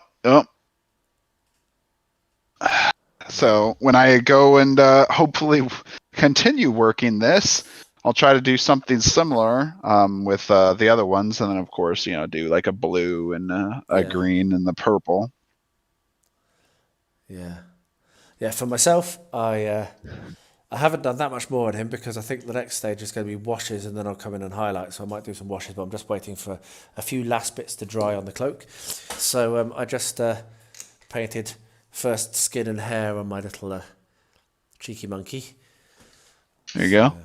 And remember, we're not the super professionals here. We're just having fun, everyone. Absolutely. And talking of 3D prints, I printed out these kind of like sci-fi type miniatures. And I'm going to put them on a diorama. So I'm just painting them up for a diorama. So I'm just putting a bit of colour on them as well. Nice. Yeah, I have lots of different projects going on. I don't know if you can see behind me. I've got got this here, which is full of currently ongoing projects. Oh man, I don't even know how you have enough time to do all these projects and to make videos. So it is exhausting making videos all the time. See, because again, I don't really put any effort into them. I think if I did, Quinn will back me up on this. He's got a cracking channel, Quinn. If you haven't, Quinnian's Budget Crafts, definitely go and check him out. If you're not subscribed to him, go and sub. He's does some fantastic stuff. He's currently doing a lot of Gaslands builds, which are absolutely brilliant. But editing is the worst thing. I hate it. So, and that's why my style of video is how it is. It's because it's the easiest style to do. I don't have to put effort in Pure lazy. Oh, I mean, I know what you mean. It's not like I'm doing super detailed videos either. I just love it. I just like it. I enjoy it, so I do it. If I didn't enjoy it, yeah, I like especially engaging with the community and getting people's thoughts. And some people surprisingly actually really enjoy just even some simply talking about a board game and trying to hear what the tips and tricks of the game are, even if you're at least a decent player. Yeah, because I found that the channel has informed or has encouraged my hobbying, because I mean I do a tomorrow plug. My vlog is out every Sunday, the 85th week in a row without a break that I've done a vlog, which is just incredible. And I find that the motivation that I have filming what I'm doing, it really, I just love it. I just enjoy it. So it doesn't detract or distract from the hobby because I don't put any effort into my editing. The filming is just me doing what I'd be doing anyway, just talking, just turn the camera on and pointed. And the video last Tuesday was the first time I'd ever done B-roll or even tried to think about constructing a video in a way you should. And it was okay, but I'm not going to do that very often. It was a pain in the backside, frankly. When you're that time when I'm doing my hobbying, I'm having to think about alternate shots, and I just don't want to. So I don't know. Well, I mean, definitely got to enjoy it. That's the biggest thing. Elias, I like channels talking about new updates to board games. So that's probably yours more than mine, isn't it?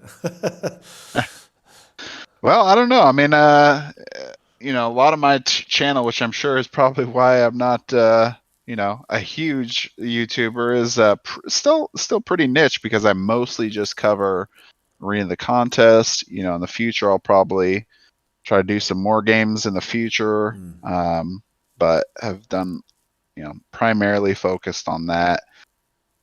But it's still fun. And the thing is, I feel like there's a lot of nuance in games, right? You can keep playing, as many videos as I have, which is probably like 70 or 80 some videos.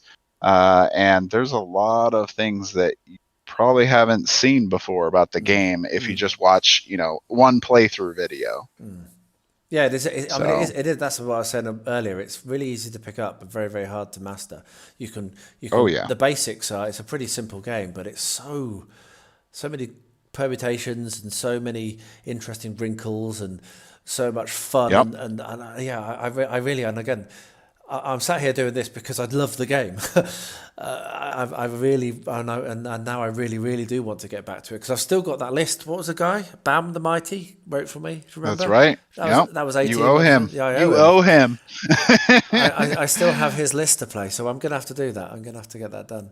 A game arrived this week, actually, which you'll see in my vlog tomorrow. Another plug, which is another Kickstarter, which was another really smooth process. I think it's on time, maybe even early. Which is Conan the Cimmerian Tower of the Elephant. Did you come across that? Oh, okay, that's a pretty cool one. It's a soloable game, but or you can play versus if you want to. But basically, Conan plays against. Do you know the stories? Have you read the Conan? Yeah. I mean, a little bit. Yeah. It's the one where he climbs the tower to try to get the gem. And goes up against the scary spiders at the end, if you remember the story. But anyway, the game is basically just that. It's a tower attack, tower defense game. And I think that's probably going to come to my channel as well, talking about things. I'm probably going to try and play that through because it's soloable. So nice. Yeah. I mean, you don't have to have a bunch of other people. I guess it, still makes it fun. Although just generally, I don't play solo as much, because one of the things I enjoy most about board games is being able to interact with people, that are there with you, right? Versus, because I've done video games for years, and of course play with other people online, but having the direct social interaction with people is a little more exciting to me than just playing solo. I totally agree. That's just me. Totally agree. I absolutely prefer to not play solo, but I'd rather play solo than not at all. So that's where I'm at. Oh yeah, for sure. Yeah. So, but the game we played on Tuesday, Wednesday, whenever it was this week, when I'm filming that will be a back rep as well. Angela's first ever appearance on the channel, and so we do try to play a game at least once a week, but we failed for 6 weeks. So what can we say? Thomas, yes, it will. Unfortunately, it will slow down the progress on the model railway, but hopefully not too much. But I will keep trying to get a little bit done. I'm at the point now actually where nothing's happened this week because I'm waiting for things to be delivered again.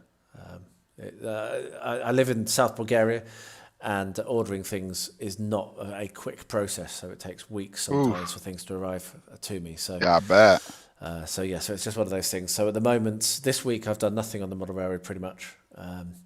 Wow. Which is a shame. I'm building a railway for Rosie. So I have somebody commented saying the entire Phlanx06 backdrop is arena. He does cover arena indeed. Yes. I guess that's accurate. Actually, I've got arena in my backdrop. Look here. There you go. Oh, yeah. And Super Fancy Brawl. Another Mythic Games game. He's representing too. Oh yeah, I see. Yeah. I think I'm going to have to call it soon. I'm starting to get very, very tired. I was actually going to say, I think we are getting close to the end here. Yeah, it's been about an hour and a half, which is half an hour shorter than I would normally do. But I was on daddy duty all day today. And Rosie was on naughty little brat duty for a bit of it. And kids are great, aren't they, when they're in a good behaviour? But when they're naughty, it's like raise to the power of 10 how much energy it takes, because you've not only got to try and calm them and distract them, you've got to keep your own temper, haven't you? Oh yes. Exhausting. Oh, I'm well aware of that. So I'm sat here. My day is listen, pay attention. She's learning about consequences, but that just means that I threaten her all the time, which I don't like. I'm like, if you don't do this, then you'll be on the naughty step. This is your final warning, and then she does, and I'm just like, well, why did you just do it in the first place, child? Because then none of this would have happened. Well, because they like to push it. They like to see, how far they can push you until you actually break. Rosie has learned that there is a very, very, very there's a line, and she is very close to it all the time. Yep. But so I'm a bit tired now, so I think probably we'll start to wrap it up shortly. But have you got any other, not immediately, have you got any other questions in the stream? We'll keep. Elias, it was nice listening to the discussion. Have a nice evening. Well, thank you very much for joining, mate. I really appreciate you coming and joining us. And it's been good. I'm looking at the graph, and the graph has peaked at 9 concurrent on mine. I'm not sure what yours is. But hovered around 5 most of the time, I think. I don't know. It started out at, I think, like 7 or 8, and then it went down to like 5 for a while, and now it's down to 3. So I'm at 4 now. So yes, I think people are dropping. Yeah, it kind of fluctuates. So I'll just kind of show where I'm at on this one here. Looking good. Getting pretty close. I mean, like I said, this isn't going to be top tier quality, no Croftinator, but just at least something getting colored on the table is sometimes the best, right? You get something on the table, and it makes you more excited to play the game too. I'm doing it was supposed to be weekly, but time isn't allowing, painting of the Super Fancy Brawl, and I mean they're big miniatures. They're not small. So here's one that I painted up. They're wonderful. They're great fun. And I had a comment. Yeah. I had a commenter, which is an interesting subject to finish on. Maybe I had a commenter on saying that he would rather have unpainted than the quality I paint to. I mean, which is pretty brutal. Really? Yeah, but it's also, I'm not going to swear, but it's also absolute poppycock. Because no, it's nonsense. Because for various reasons, and I'm gonna jump onto my little soapbox here now. There you go. Get the rant started. Well, first of all, that's a gatekeeper attitude. So no, just get out of my face, because this is an inclusive community. Gaming is what you get out of it and what you put into it, and not what someone else says you should get out of it or should put into it. And if you are enjoying your painting and then the bottom line, that's what matters. If you can then spend a lot of time and slowly improve yourself, then fair play, great. But who cares if you're enjoying yourself, bottom line. And as you've just said, it looks better on the table. It always looks better on the table to have something painted. Even if it's badly painted, it still looks better on the table than grey. And so, if anyone ever says that to you, tell them to send them to me, because I will educate them in how not to be an idiot. Because how can you have that attitude? I mean, how can you say that to someone, first of all? You know that funny... I mean, I will say, physically, I've never run into anybody that has said that. Well, I was very nice to him. I said I thanked him for his feedback. And I pointed out that being a gatekeeper was a knobhead thing to be. And he goes, well, I wasn't trying to be a gatekeeper. I said, you said that you would rather that my painting looked like a child who had first discovered crayons. I mean, what is not gatekeepery about that? Well, I see my feedback could have been worded better. You think, whatever. Yeah. I don't feel sore because I know my abilities. I'm not saying this because I feel sore. He's probably right. They look rubbish, but I don't care. It doesn't matter.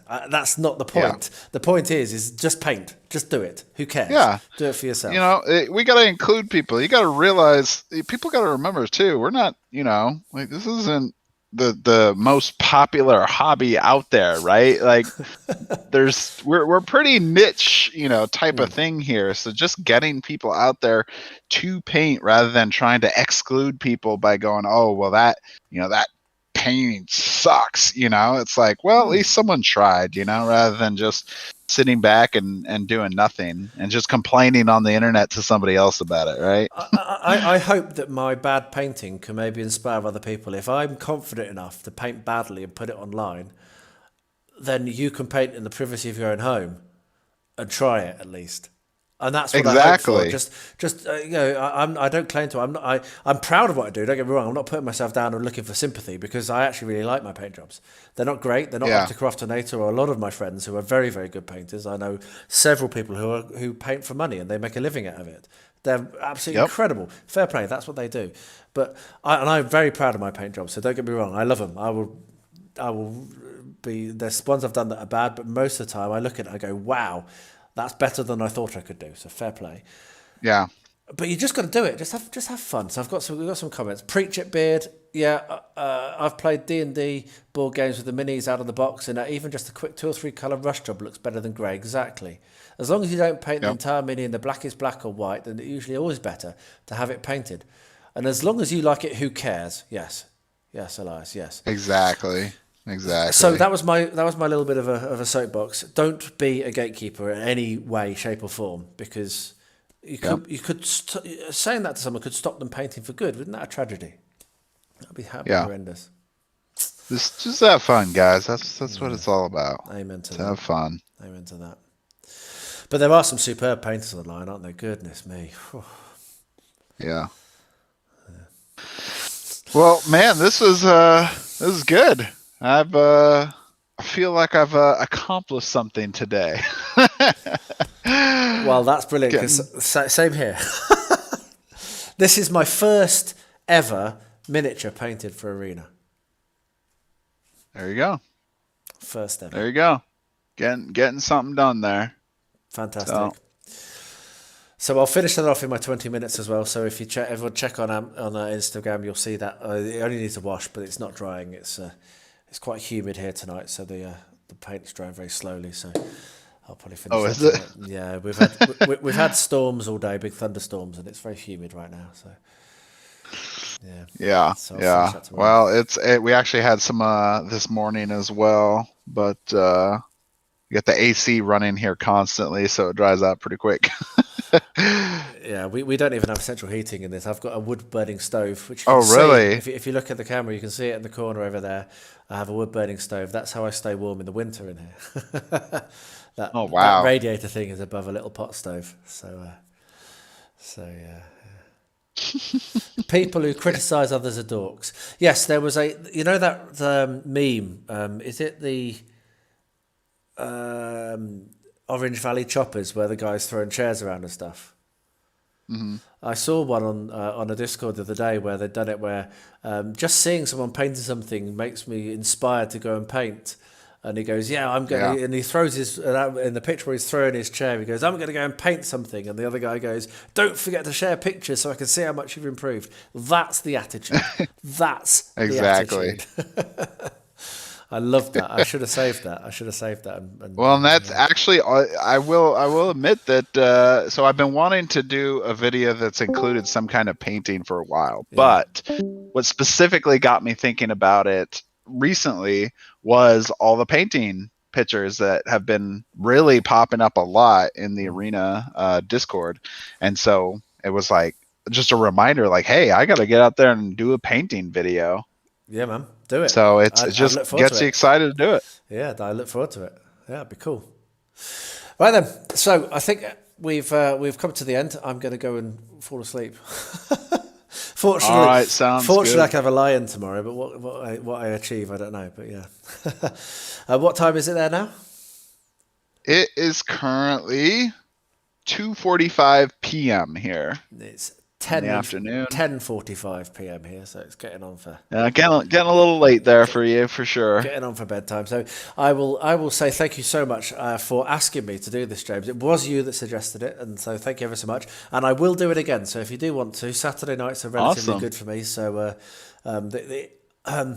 when I'm not doing this, but if I've not got the camera going, I'm sat here anyway. This is my night for painting is Saturday night. So that's why I was able to say yes, because. Well, awesome. I'm here. Well, and it works convenient for me in terms of, I could only really do like streams with people that are on the other side of the world on the weekends, because otherwise, it's really hard for me to try to do that normally. But yeah, thank you so much for agreeing to come and do some painting and talking about Arena and. I've had a blast. Everything else. I've really enjoyed it. Thank you very much. Got a big smile on my face, so yeah, can't knock that. Looks like it. And thank you ever so much to everyone that joined on my channel and on your channel, obviously, and anyone who might be watching on the Discord as well. And if you're not a member of the Discord, come and join us. It's great. It's a really friendly place. It's pretty active. There's lots of really nice people there. We don't only talk about Arena. There is off-topic discussion as well. So yeah, come and join us. Yep. So if you're interested in other gaming, in fact, let me make a little shout out before we even close out here. So if anyone's been following my channel, we've been doing a D&D campaign for a while. Unfortunately, we had some issues that is causing basically the end of that campaign to happen. But on the bright side, we will be starting up a new one, hopefully either next week or the week after that. And we are looking for some other people that would like to come online and play some D&D with us. So if you're interested, we are obviously North American time. It might be during the week, but we don't know yet.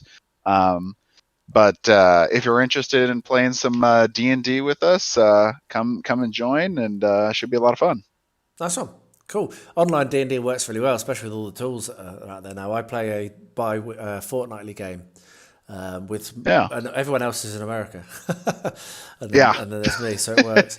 It works really, really well. So if you're nervous about online D&D and how well it works, I can tell you, this is my first ever D&D experience. I can tell you it's pretty smooth with Roll20 and all that stuff that you D&D Beyond. It just works really well. So if you're nervous, don't be. Give it a go. Yeah, don't be, because like you were just mentioning, everyone's so friendly. So I started with all people that I didn't know anybody pretty much, except for I think like Code, pretty much who are in our Discord. Some people know, but I've gotten to know them, and now we're all great friends. So cool. Well, go out there, make some friends. I hope you fill up your game. I would say yes, but time. No, that's okay. I understand. It is a time commitment, that's for sure. Yeah, our game goes on 5-6 hours, and like it gets to midnight, and I'm like, I better go to bed. Yeah, we usually try to keep it to about 2.5 often, just because a lot of us just don't have that much time at night to play. Yeah. Cool. Right. So All right. we will say ciao for now, and I will wrap up by saying, as I always do at the end of all of my videos. I don't know if you've got something that you say, but I always say, and I do mean it. I do hope every one of you stays healthy, stays safe, and stays well, especially in these uncertain times. Do keep healthy. And thank you very much for joining us. I don't know if you've got a wrap up that you give, but that's mine. Mine's not really anything spectacular other than thanks for watching. Make sure to subscribe, like, comment on videos, mine and Beard Clipper here as well. And we'll see you at the next one. Okay. Thanks, everyone. Thanks, everyone. All right. Thanks, man. It was a lot of fun. That was great. I really enjoyed that. Thank you ever so much. That was really, really good fun. Just what I needed, actually. It's been a tiring, tough day. And so doing that was just the wind down and just the kind of, I mean, sitting on your own, sometimes I do it, but it's nice to have shared it. It's that community social thing that was really, it's definitely a lot more fun to kind of do this. I mean, for a while, me and my wife would just sit and we'd like either watch a TV show or we'd just be like chatting and painting and it's been a while since we've done that because, partially of getting busy or with a kid that doesn't want to go to sleep and all that kind of stuff. But yeah, it's been great, man. Yeah, a lot of fun. Yeah, too right. Well, if you want to do it again, definitely, do it. If we do it again, let me know. I will be. I'll be up for it. Definitely.